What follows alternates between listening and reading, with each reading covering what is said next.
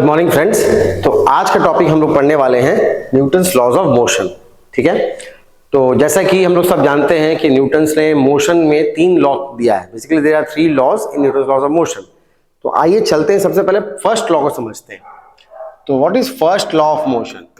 First law of motion,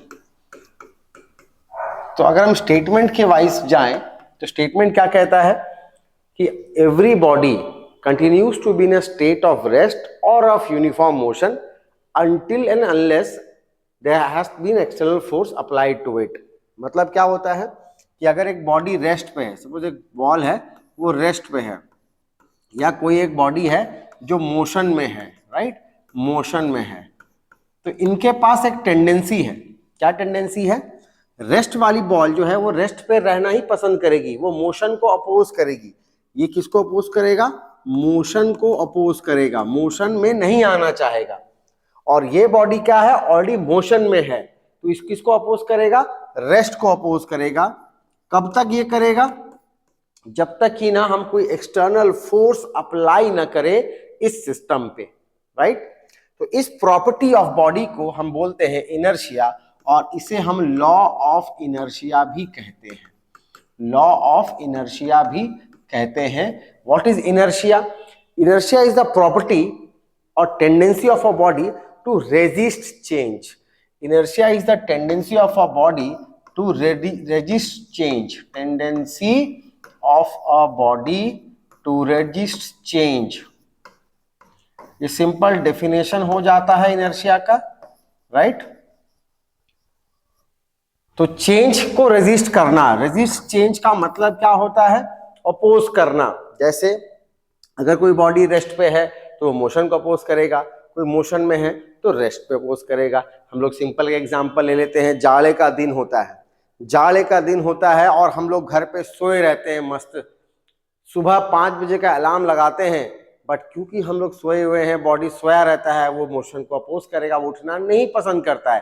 तो हम लोग जीवन में भी इस लॉ को देख सकते हैं कि जब हम सो के ठंडे के दिन में जब हम सोए रहते हैं बहुत गहरी नींद में, हम रेस्ट में रहते हैं, हम मोशन को अपोज करते हैं, हम उठना ही नहीं पसंद करते जब तक कि ना एक एक्सटर्नल फोर्स लग जाए, मम्मी की डांट ना पड़ जाए, एक बाल्टी पानी ना डाल दिया जाए, तब तक हम लोग उठना पसंद नहीं करते हैं दोस्तों। और सेम चीज होता है जब एक बच्चा खेल रहा होता है बाहर पे, राइट, मोशन में है, मस्त खेल रहा है, उसको मम्मी बुलाती है, बेटा आ जाओ पढ़ाई कर लो, तो वो वापस आना नहीं चाहता। तो हमारा ये लॉ जो है न्यूटन्स का लॉ, ये ऐसा लॉ है जो हम लोग अपने जीवन में भी अप्लाई कर सकते हैं। तो आइए कुछ एग्जांपल समझते हैं। पहले समझ लेते हैं कि ये इनर्शिया जो है ये किस चीज पे डिपेंड करता है। तो इनर्शिया के 3 टाइप्स होते हैं। जैसा कि हमने कहा, इनर्शिया एक टेंडेंसी है, राइट।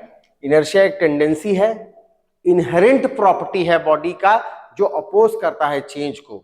रेस्ट वाले मोशन को अपोज करेंगे, मोशन वाले रेस्ट को अपोज करेंगे। तो इनर्शिया बेसिकली 3 टाइप्स का होता है। Inertia of rest, inertia of motion and inertia of direction. Inertia of direction, right. तो हम सिंपल सी बात हम जानते हैं कि एक छोटा सा बॉल है और एक बड़ा सा बॉल है। मैं मान लेता हूं स्मॉल एम, बड़ा एम। तो छोटे से बॉल को हम एक स्मॉल फोर्स दे के भी इसको मोशन दे सकते हैं, बट इसमें मुझे बहुत ही ज्यादा फोर्स, बहुत ही लार्ज फोर्स अप्लाई करना पड़ेगा, तब जाकर ये रेस्ट से मोशन में आएगा। इसका मतलब इसके पास टेंडेंसी ज्यादा है अपोज करने का इसके बराबर। यानी इनर्शिया हम बोल सकते हैं that is directly proportional to the mass contained inside the body, right. जैसे कि हमने डिस्कस कर लिया what is inertia of rest. अगर एक बॉडी में रेस्ट में रहता है, उसकी टेंडेंसी है मोशन को अपोज करने का, इसे कहते हैं inertia of rest. Inertia of motion किसे कहते हैं? अगर एक बॉडी मूव कर रहा है ऑलरेडी, वो रेस्ट में आना नहीं चाहेगा, वो मोशन में ही रहना चाहेगा, और इसे कहते हैं inertia of motion. Inertia of direction क्या है? अगर किसी दिशा में बॉडी जा रहा है तब तक वो दिशा नहीं बदलेगा जब तक ना उस पर एक फोर्स लग जाए। तो एक दिशा में अगर बॉडी जा रहा है उस दिशा में रहना चाहेगा, बॉडी अगर मोशन में रहना चाहेगा, बॉडी अगर रेस्ट में तो रेस्ट में रहना चाहेगा, वो अपने अपने चीजों को अपोज करेगा। इसे ही कहते हैं दोस्तों इनर्शिया। और फर्स्ट लॉ में न्यूटन ने कहा है इनर्शिया के बारे में, यानी अगर बॉडी को हमें मोशन में लाना होगा तो उसके इनर्शिया को ओवरकम करना पड़ेगा, राइट। आइए कुछ एग्जांपल हम लोग समझते हैं इनर्शिया ऑफ रेस्ट का। जैसे कि हम लोग अगर गाड़ी में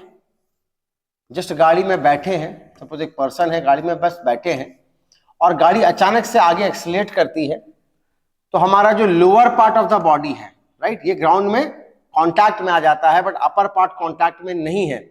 इसकी वजह से क्या होता है, इसकी वजह से ये होता है कि lower part comes into motion but upper part tries to remain at rest. तो ये रेस्ट में रहना चाहता है, ये मोशन में, तो ये बॉडी थोड़ा पीछे झटका लग जाता है। जैसे ही हम लोग गाड़ी स्टार्ट होता है हम पीछे की तरफ चले जाते हैं। ये क्यों होता है, इनर्शिया ऑफ रेस्ट की वजह से होता है। आइए समझते हैं इनर्शिया ऑफ मोशन का एग्जांपल। सेम बस में सोचिए, सेम बस अगर एक्सीलरेट कर रहा है आगे या मूव कर रहा है आगे और हम अंदर में बैठे हुए हैं, राइट, ये मोशन में है, कुछ वेलोसिटी से जा रहा है, तो क्या होता है, हमारे बॉडी का हर एक पार्ट उसी वेलोसिटी या उसी एक्सेलरेशन से आगे बढ़ रहा होता है। बट अचानक कोई बम्पर आता है, हम ब्रेक मारते हैं और सडनली बॉडी स्टॉप हो जाता है, तो हम आगे की तरफ गिरते हैं, आगे की तरफ झुकते हैं। ऐसा क्यों होता है, क्योंकि हमारा जो लोअर पार्ट है बॉडी का, जो कि कांटेक्ट में बस से, जैसी बस की वेलोसिटी 0 होती है, इसकी वेलोसिटी भी 0 हो जाती है। बट इनर्शिया ऑफ मोशन की वजह से upper part of the body tries to be in motion, इसीलिए ये पार्ट रुकने से, ये मोशन में रहने से ये आगे की तरफ हम लोग झुक जाते हैं दोस्तों। ये कुछ एग्जाम्पल है इनर्शिया ऑफ मोशन और इनर्शिया ऑफ रेस्ट के लिए। चलिए अब चलते हैं हम लोग न्यूटन के सेकेंड लॉ पे। सेकेंड लॉ को समझने से पहले let us understand an important term. अब तक हमने क्या समझा है कि इनर्शिया को ओवरकम करने के लिए हमें एक फोर्स की जरूरत है। तो सेकेंड लॉ में हम फोर्स के बारे में पढ़ने वाले हैं, फोर्स को डिफाइन करने वाले हैं सेकेंड लॉ में कि फोर्स है क्या चीज, राइट। फोर्स को डिफाइन करने से पहले हम लोग को डिफाइन करने पे एक और चीज जिसे हम मोमेंटम कहते हैं। सपोज किसी बॉडी में वेलोसिटी है, तो momentum of that body will be defined as mass of the body into velocity of the body. Product of mass and velocity of the body is known as momentum. जैसा कि velocity हम सब जानते हैं कि velocity vector quantity है, तो momentum भी दोस्तों क्या हो जाने वाला है, वेक्टर क्वांटिटी वाला है। And this will have the same direction as velocity, same direction as velocity, right, am I right? Same direction as velocity. अब क्या करना है, अब हमें न्यूटन की सेकेंड लॉ को समझना है, राइट। न्यूटन के सेकेंड लॉ ने क्या बोला कि जब भी बॉडी पे फोर्स लगता है, जब कभी भी बॉडी पे फोर्स लगता है, एक्सटर्नल फोर्स लगता है, उसका मोमेंटम चेंज हो जाता है। मोमेंटम चेंज हो जाता है क्योंकि जैसे ही फोर्स लगेगा बॉडी पे, उसका वेलोसिटी चेंज हो जाएगा। वेलोसिटी चेंज हो जाएगा तो ऑब्वियस सी बात है मोमेंटम चेंज हो जाएगा। और जब जब मोमेंटम चेंज होता है, rate of change of momentum, कितनी जल्दी ये मोमेंटम बदल रहा है सिस्टम का, that is defined as the force. तो न्यूटन के सेकेंड लॉ ने बोला कि force applied on a body is directly proportional to the rate of change of momentum of the system, right. तो हम कांस्टेंट की वैल्यू 1 ले लेते हैं, dp/dt comes out to be, and जैसा कि हम जानते हैं कि differentiation of mass into velocity, हमने मास को यहाँ पे कांस्टेंट ट्रीट किया हुआ है फिलहाल के लिए। Then force comes out to be m बाहर आके dv/dt which is equal to m times a। तो F equal to ma, ये डेरिवेशन आ जाता है हमारा न्यूटन के सेकेंड लॉ से। यानी सेकेंड लॉ क्या है दोस्तों, second law is nothing but force defined, force is equal to rate of change of momentum. And simply करने के बाद फाइनली हमारा net external force acting on the body is mass into acceleration times the body. दोस्तों हम इसे real law भी कहते हैं। This law is also known as real law of motion. और ऐसा क्यों बोलते हैं, reason because we can derive the first law and third law from the second law. This is the reason, right, this is the reason why it is also called as second law and the definition of the force lies in the second law, right. तो this is the relation will use in further problems, हम लोग बनाने के लिए, problems को बनाने के लिए इसे यूज करेंगे। Let us study the third law of motion, and then we'll move on to some examples. Third law of motion is nothing but to every action there is equal and opposite reaction. ये law बहुत easy से याद रह जाता है हम लोग को। To every action, action will produce a reaction. To every action there is equal and opposite reaction. तो एक्शन रिएक्शन को जन्म देगा, और एक्शन क्या है, न्यूटन्स के कंसेप्ट पे एक्शन हम फोर्स को मानेंगे, राइट, फोर्स को मानेंगे। रियल लाइफ में हमारे एक्शन क्या होते हैं, हमारे कर्माज होते हैं। हम जैसा कर्म करते हैं फल भी हमें वैसा ही मिलता है, राइट। तो इसको हम लोग लॉ ऑफ कर्मा से भी रिलेट कर सकते हैं, राइट। तो एक्शन क्या है, यहां पे हम फिजिक्स में क्या डील करेंगे, will take action as the force, will take reaction as the force. तो action reaction will always be a pair force, pair force, यानी एक्शन अगर है तो उसका रिएक्शन भी जरूर होगा। और इस पेयर फोर्स का 3 प्रॉपर्टी है जो हमें समझना है। 3 क्या है, सबसे पहले to every action is equal, मतलब action is equal to the reaction. Opposite means action is always opposite to the reaction. अगर एक्शन राइट की तरफ है तो रिएक्शन कहां होगा, लेफ्ट में। अगर एक्शन ऊपर है तो रिएक्शन कहां होगा, नीचे होगा, और दोनों बिल्कुल बराबर होगा, राइट।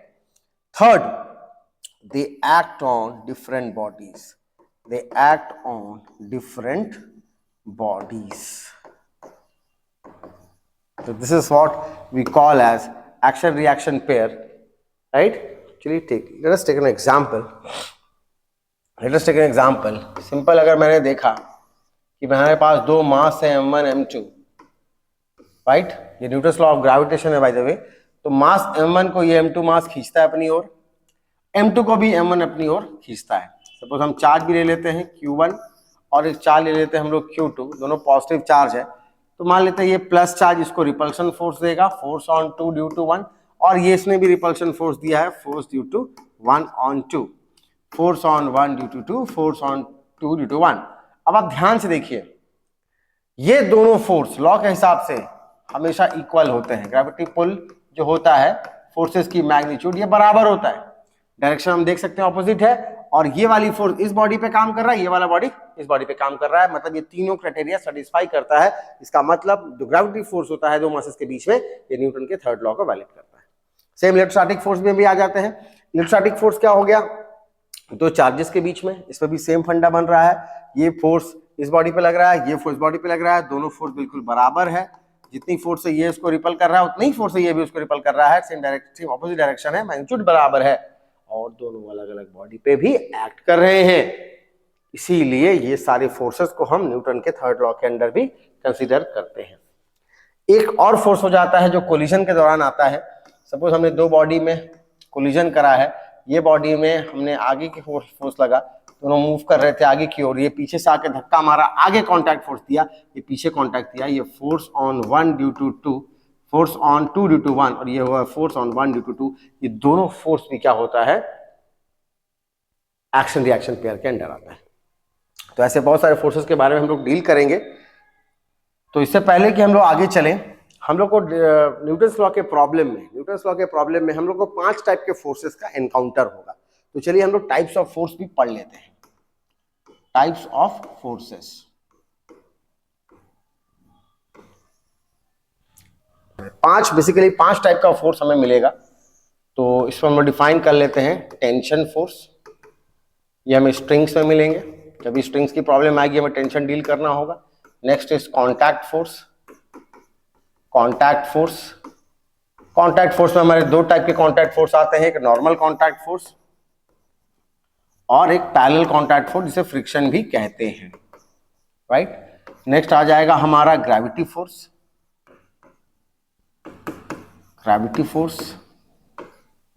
नेक्स्ट हमारे पास आ जाएंगे स्प्रिंग फोर्स, राइट। तो ये कुछ टाइप्स के फोर्सेस हैं जो हमारा इस पूरे चैप्टर में हमें अप्लाई करने को मिलेगा, राइट। तो आइए हम लोग डिटेल में जानते हैं इस फोर्सेस को हम कैसे बॉडी में दिखाएंगे, कैसे हम लोग अप्लाई करेंगे प्रॉब्लम बनाने के टाइम में, बेसिकली फ्री बॉडी डायग्राम बनाने के टाइम में। यार ये सारे फोर्सेस जो है हमें काम में लगने वाले हैं। तो आइए सबसे पहले बात करते हैं टेंशन की, right. The first force that will be dealing is with tension force.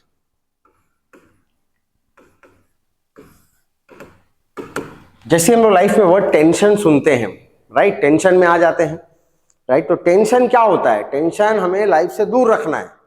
वैसे ही टेंशन फोर्स को भी हमें स्ट्रिंग से, बॉडी में स्ट्रिंग पे टेंशन हमें बॉडी से दूर दिखाना है। सपोज मैंने एक ब्लॉक लगा हुआ है मास m का, और हमारे पास ये स्ट्रिंग जो है बंधा हुआ है, राइट। अगर मैं स्ट्रिंग को मासलेस मानूं, अगर मासलेस स्ट्रिंग है, अगर स्ट्रिंग मासलेस है, तो tension will be same everywhere, same everywhere. हर जगह टेंशन की जो वैल्यू होगी वो सेम होगी। यहाँ का टेंशन, यहाँ का टेंशन, यहाँ का टेंशन, यहाँ का टेंशन, सब जगह अलग अलग होगा, सॉरी सेम होगा अगर टेंशन स्ट्रिंग मासलेस है। और अगर स्ट्रिंग में मास है तो जैसे जैसे मास बढ़ेगा स्ट्रिंग का, टेंशन भी बढ़ता जाएगा, राइट। तो टेंशन का डायरेक्शन कैसे शो करना है? इस पॉइंट पे देखेंगे स्ट्रिंग ने क्या किया है, ब्लॉक को पकड़ के रखा है, राइट। तो टेंशन हमें बॉडी से क्या दिखाना है? जिस बॉडी से है, जिस बॉडी को पकड़ा है उसे अवे दिखाना है। तो इससे हम लोग अवे दिखाएंगे टेंशन। सपोज ये रिजिड सपोर्ट है यहाँ पे, तो यहाँ से आपको क्या दिखाना है? सपोर्ट से अवे दिखाना है, तो टेंशन यहाँ पे अवे हो जाएगा, राइट। एक और एग्जांपल लेते हैं। सपोज हमने दो ब्लॉक बनाया हुआ है और इस तरफ से हमने फोर्स लगाया हुआ है, तो यहाँ पे टेंशन कैसे दिखाएंगे? इस ब्लॉक से दिखाएंगे अवे, इस ब्लॉक से दिखाएंगे अवे, राइट। ये मास सपोज m1 है, ये मास सपोज m2 है, तो यहाँ पे टेंशन इस तरह से हम लोग अवे फ्रॉम द बॉडी दिखाएंगे। एक और एग्जांपल ले लेते हैं, एक और एग्जांपल ले लेते हैं। सपोज मैंने ऐसे 3 सिस्टम लगाया हुआ है, ब्लॉक 1, ब्लॉक 2 और ब्लॉक 3 का, 1, 2 एंड 3, राइट। अब हमें दिखाना है tension.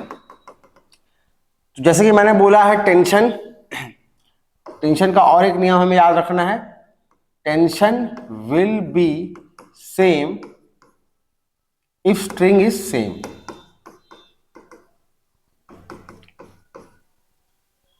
different string different tension, different strings different tension,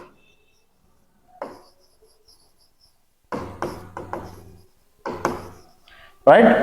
अब देखो यहां पे ये एक स्ट्रिंग, यहां स्ट्रिंग, 3 स्ट्रिंग है हमारे पास। तो सपोज हम यहां पे टेंशन दिखाना चाहते हैं, तो लेट अस बी इसको कॉल T3। तो यहां से भी अभी क्या हो जाएगा? T3। ये पूरे स्ट्रिंग में T3 काम करेगा। अब नेक्स्ट यहाँ पे दिखाते हैं, तो इससे अभी दिखाएंगे हमें T2, इससे अभी हम दिखाएंगे T2, क्योंकि स्ट्रिंग बदल गया उसमें टेंशन भी बदल जाएगा।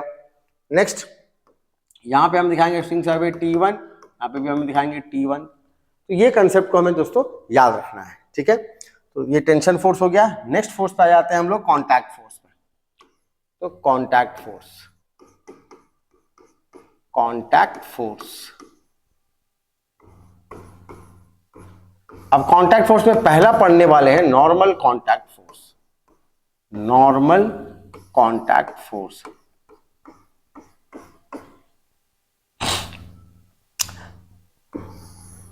सपोज ये कॉन्टैक्ट सरफेस है, ये तब काम करेगा, इसे हम एन से डिनोट करेंगे। ये कब काम करेगा? जब बॉडी कॉन्टैक्ट में रहेगा। ऑब्वियसली बात, मैं अब जमीन पे खड़ा हूं, मेरे जो पांव हैं वो जमीन से कॉन्टैक्ट में है, तो ये exactly the ground is offering me a contact force. तो जैसे एक बॉडी है, बॉडी अगर रखा हुआ है टेबल पे मास m का, तो टेबल ने क्या करना है? ब्लॉक को, टेबल ने क्या करना है? इस ब्लॉक पे फोर्स लगाना है, नॉर्मल लगाना है, सरफेस से नॉर्मल लगाना है 90 डिग्री पे। सरफेस ने क्या करना है? इस ब्लॉक को कॉन्टैक्ट फोर्स देना है, और ये कॉन्टैक्ट फोर्स कैसा रहेगा? टुवर्ड्स द बॉडी रहेगा। स्ट्रिंग क्या था? अवे फ्रॉम द बॉडी था, यहाँ क्या रहेगा? टुवर्ड्स द बॉडी रहेगा। एक और एग्जांपल देख लेते हैं। सपोज इंक्लाइन प्लेन में, अगर ये इंक्लाइन प्लेन है और ये एंगल हमारा कुछ थीटा बन रहा है, तो ये हमारा जो है बॉडी का मास है, राइट। तो कैसा रहेगा कॉन्टैक्ट फोर्स? सरफेस देगा उसे क्या? 90 डिग्री पे देगा और बॉडी से अवे जाएगा, तो इस तरह से नॉर्मल कॉन्टैक्ट ऐड करेगा। एक और एग्जांपल देख लेते हैं। सपोज हमारे पास कुछ इस तरह से एक शेप है और यहाँ पे हमारा एक सर्कल है, तो बॉडी कॉन्टैक्ट कहाँ कहाँ है? यहाँ पे है और यहाँ पे है। तो यहाँ से परपेंडिकुलर इस तरह से 90 डिग्री पे कॉन्टैक्ट फोर्स ऐड करेगा, इधर से परपेंडिकुलर डिग्री पे कॉन्टैक्ट फोर्स ऐड करेगा। तो कॉन्टैक्ट फोर्स कब ऐड करेगा? जब बॉडी जहां जहां कॉन्टैक्ट पे है वहां वहां पे ये कॉन्टैक्ट फोर्स ऐड करेगा और सरफेस से 90 डिग्री पे होगा। ये है कॉन्टैक्ट फोर्स। N1 में मान लेता हूं, N2 मान लेता हूं। ये कॉन्टैक्ट फोर्स का कहानी है दोस्तों, राइट। अब आ जाते हैं नेक्स्ट पे आ जाते हैं फ्रिक्शन। फ्रिक्शन है parallel contact force. Parallel contact force, वो नॉर्मल कांटेक्ट फोर्स था, ये पैरेलल कांटेक्ट फोर्स है। ये सरफेस के पैरेलल एक्ट करेगा। फ्रिक्शन हमेशा सरफेस के पैरेलल एक्ट करेगा। तो फ्रिक्शन का रोल क्या है? फ्रिक्शन तो एक अलग अपने ही से एक अलग चैप्टर है, इसे हम डिटेल में और एक चैप्टर में पढ़ेंगे। अभी हम लोग सिंपल छोटी बातें ले लेते हैं फ्रिक्शन के बारे में। Friction is such a type of force which always opposes the relative motion between the surface. इसकी डायरेक्शन कैसे डिफाइन होगी? It opposes the relative motion between two surfaces, right? तो ये फ्रिक्शन का टेंडेंसी होता है। सपोज अभी ये ब्लॉक रेस्ट पे है, कोई टेंडेंसी नहीं है मोशन का, तो फ्रिक्शन बिल्कुल नहीं लगने वाला है।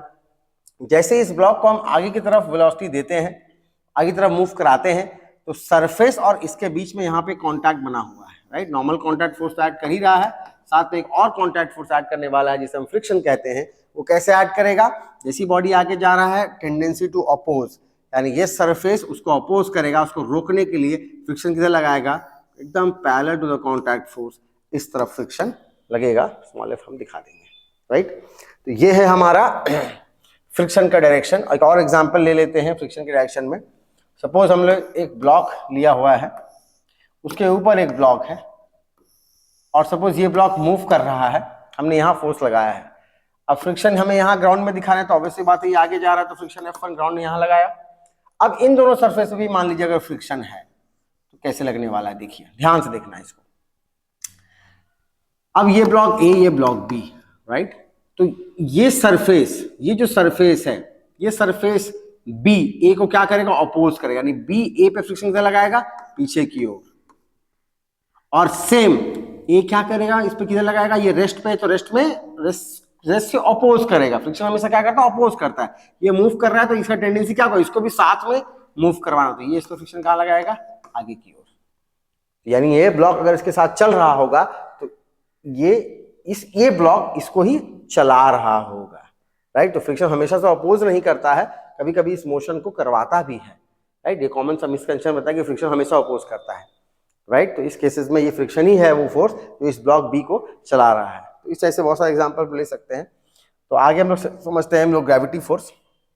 थर्ड एग्जांपल है हमारा ग्रेविटी फोर्स। तो जैसे कि हम जानते हैं ग्रेविटेशनल फोर्स और gravity force is nothing but the weight of the body, right? किसी भी बॉडी का वेट कहाँ ऐड करता है? बॉडी का वेट सेंटर में ऐड करता है, ऑलवेज डाउनवर्ड्स, और उसकी वैल्यू हो जाती है मास इनटू एक्सेंट्रिक बॉडी। कैसा भी रखा हुआ हो, बॉडी तिरछा रखा हो, कैसा भी रखा हो, वो हमेशा वर्टिकली डाउनवर्ड ही एक्ट करेगा। ये बात हमें एकदम अच्छे तरीके से समझ जाना है कि बॉडी की पोजीशन मैटर नहीं करता है। द फोर्स वेट और the gravity force by the earth will always act downwards, हमेशा नीचे ही एक्ट करेगा। और कहाँ एक्ट करेगा? किस पॉइंट पे एक्ट करेगा? अवश्य बात है, हम लोग सेंटर ऑफ मास आगे चैप्टर में पढ़ेंगे। ये centre of mass of the body में एक्ट करता है, राइट? तो हम लोग न्यूटन्स लॉ में ज्यादातर प्रॉब्लम हम लोग पॉइंट मासेस का ही डील करते हैं, तो ज्यादा टेंशन नहीं होता है हमें सेंटर ऑफ मास निकालने का इसमें, हालांकि चैप्टर में आगे पढ़ना है, राइट? तो नेक्स्ट फोर्स आ जाता है स्प्रिंग फोर्स। ये भी बहुत इंपॉर्टेंट है स्प्रिंग फोर्स, और ये खासकर वर्क पावर एनर्जी चैप्टर में ये और बहुत सारा रोल में आएगा। तो स्प्रिंग फोर्स क्या होता है, बड़ा ध्यान समझेंगे। सपोज ये स्प्रिंग है, राइट? और ये स्प्रिंग की नेचुरल लेंथ है L0। जैसे हम स्प्रिंग को खींचते हैं, एक्सटेंड करते हैं, लेंथ को बढ़ाते हैं, राइट? ये एक्सटर्नल फोर्स है। तो क्या होता क्या है कि स्प्रिंग भी, ये डिस्प्लेसमेंट मान लीजिए x हुआ, तो स्प्रिंग भी क्या करता है? फोर्स लगाता है which is opposite to the displacement of the spring. तो spring force will always be proportional to the displacement x and minus, ये एक हुक्स लॉ स्प्रिंग में हम पढ़ेंगे आगे। तो ये बहुत इंपॉर्टेंट चीज है स्प्रिंग फोर्स का। Spring force is not a constant force.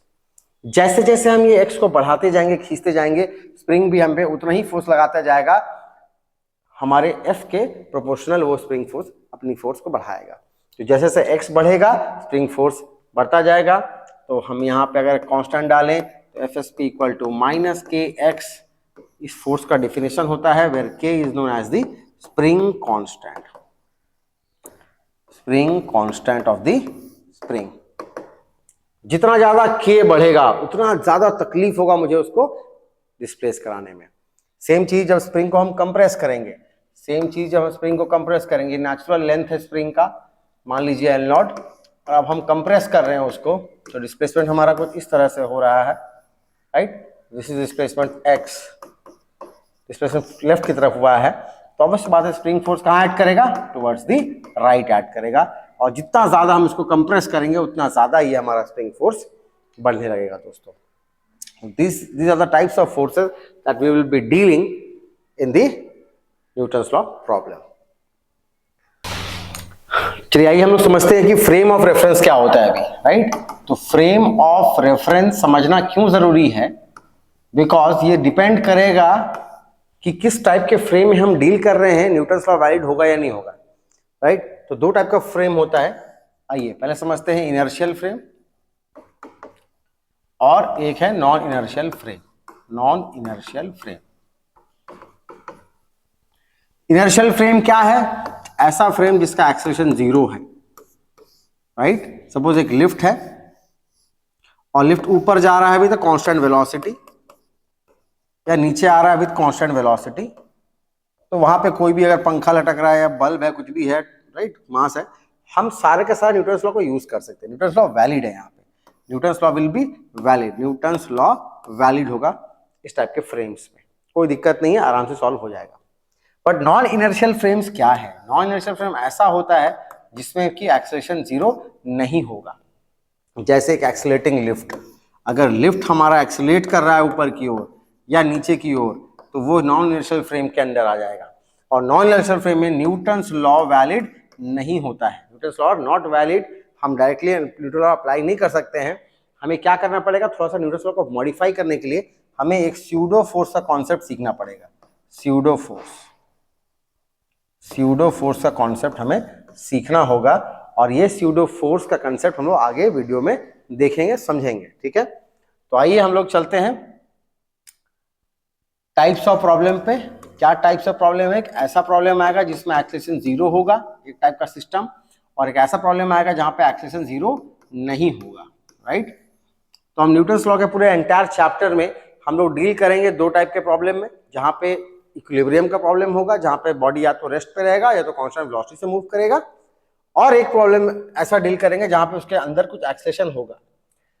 जहां एक्सेलरेशन 0 है, इक्विलिब्रियम है, ऐसे प्रॉब्लम हम इक्विलिब्रियम कैटेगरी में डील करते हैं, जहां पे बॉडी या तो रेस्ट पे रहता है, तो हमें सिंपल सा summation of force external equal to 0 वाला फॉर्मूला अप्लाई कर लेना होगा। और जब एक्सेलरेशन 0 नहीं है तो हम न्यूटन्स लॉ लगा देंगे, second law, summation of the external force will be equal to mass time acceleration, right. तो अब हमें यह दिखाना है कि हम समेशन ऑफ फोर्स कैसे निकालें, फोर्स को हमको जोड़ना आना चाहिए, ये सुनो। तो जोड़ने के लिए हम लोगों ने वेक्टर यूज किया हुआ है, तो दो कॉन्सेप्ट और हमें सीखना है, एडिशन ऑफ फोर्स और resolution of force. Addition of force and resolution of force, resolution of force.